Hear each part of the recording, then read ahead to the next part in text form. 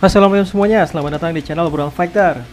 Pagi tadi setelah nonton AC Milan kalah dari Inter Milan, UFC membuat pengumuman yang menurut gua benar-benar jauh melebihi harapan fans, yang mana terlalu memanjakan fans. Ya gimana enggak, ada satu event yang mana dalam event tersebut ada Dustin Poirier, Justin Gaethje, Alex Pereira, Jan Blachowicz, Paulo Costa, Tony Ferguson, Derrick Lewis, dan masih banyak lagi. Dan itu semua masuk dalam satu event UFC berangka yang bernama UFC 291 yang gue yakini akan menjadi kartu terbaik UFC tahun ini.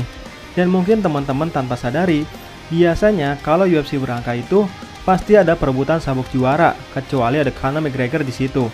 Kalau Conor tanpa ada sabuk pun pasti tetap laku penjualannya. Nah uniknya di UFC 291 ini gak ada Conor McGregor dan gak ada perebutan sabuk juara. Tapi kenapa tetap dijadikan UFC berangka? Itu artinya para fighter yang ada di kartu ini sangat menjual semuanya. Dan mungkin tanpa sadar, Justin Gaethje yang biasanya sangat sering menolak untuk bertarung 5 ronde, karena bagi Justin Gaethje 3 ronde sudah cukup untuk membuat lawan berlumuran darah. Tapi kali ini Justin Gaethje bersedia untuk bertarung 5 ronde, karena pada dasarnya Justin Gaethje menjadi main event, sekali lagi menjadi main event di level UFC berangka. Ini adalah main event pertamanya di UFC berangka yang mana tidak ada sabuk juara. Dan kita tahu semua, Justin Gaethje adalah fighter paling menghibur di UFC. Tapi akan semakin menghibur karena akan berjumpa lagi dengan lawan yang paling brutal dalam hidupnya Justin Gaethje. Siapa lagi kalau bukan Dustin Poirier.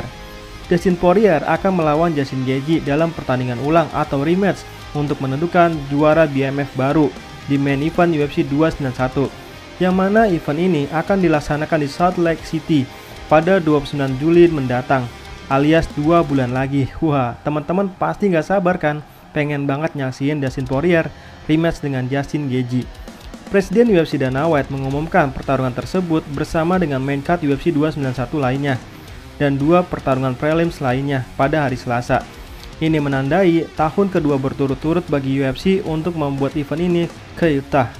Setelah UFC 278 sebelumnya mendarat di sana pada Agustus 2022 dengan main cardnya adalah pertarungan gelar kelas welter antara Leon Edwards dan Kamaru Usman.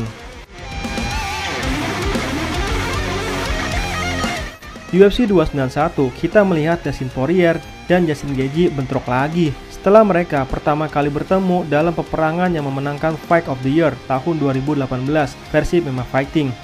Pada malam itu, Dustin Poirier menang via TKO ronde keempat, yang mana sekarang Justin Gaethje mencari balas dendam, dan memang sudah sangat bernafsu ingin melawan Dustin Poirier sejak lama. Yang mana justru, menurut Justin Gaethje, bahwa Dustin Poirier takut bertarung dengannya lagi. Karena walaupun Dustin Poirier menang dari Justin Gaethje, tapi Dustin Poirier pulang dengan kerusakan tubuh yang tidak pernah ia jumpai dari lawannya yang lain. Nah di pertarungan ulang ini, atau di dalam rematch ini, rupanya ada sabuk yang dipertaruhkan. Ya walaupun bukan sabuk juara, tapi akan ada sabuk yang sangat prestisius, yaitu sabuk BMF. Dengan pensiunnya Jorge Masvidal, Dana White mengumumkan bahwa gelar bajingan terjahat di dunia akan diperebutkan lagi, dengan Dustin Poirier dan Justin Gaethje sekarang berjuang untuk sabuk kehormatan itu pada bulan Juli.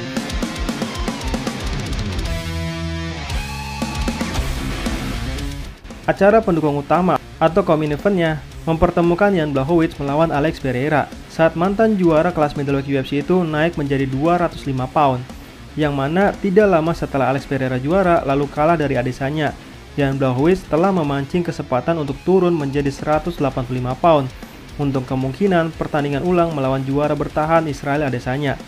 Tapi walaupun Adesanya tidak meresponnya, rupanya ada respon lain dari mantan juara kelas middleweight, yaitu Alex Pereira. Alex Pereira sudah berencana akan naik kelas jika ia kalah dari Adesanya, karena memang Alex Pereira terlalu ekstrim setiap kali memotong berat badan. Ya bayangin aja, dia bertarung di kelas middleweight, tapi ketika di oktagon beratnya bisa mencapai 215 pound, lebih berat dari fighter kelas light heavyweight.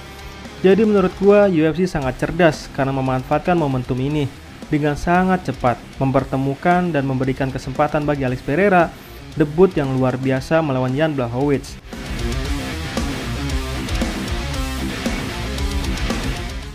Dan UFC benar-benar memanjakan kita semua karena bukan 2 fight itu saja.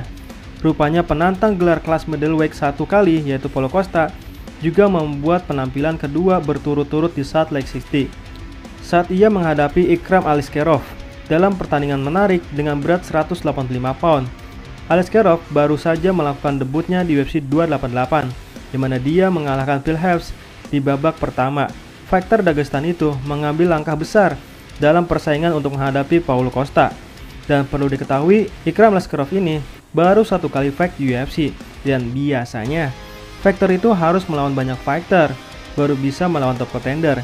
Ya kayak Islam Makhachev dan Hamzat Chimaev dulu, yang harus beberapa kali fight baru bisa melawan top contender.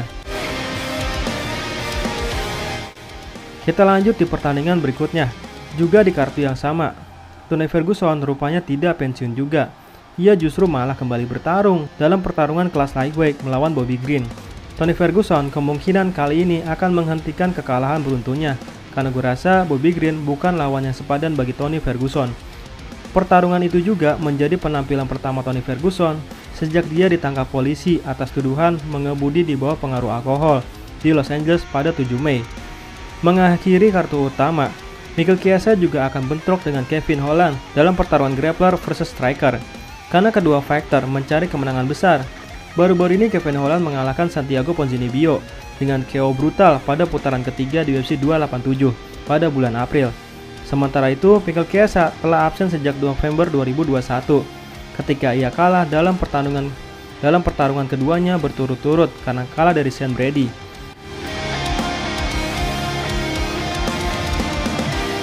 Dua pertarungan juga diumumkan untuk babak penyisihan, melihat Derrick Lewis kembali beraksi melawan Marcos Rogerio de Lima, yang mana demi mengembalikan kepercayaan diri bagi Derrick Lewis yang belakangan ini justru sering kalah, bahkan justru via knockout, via dunianya sendiri.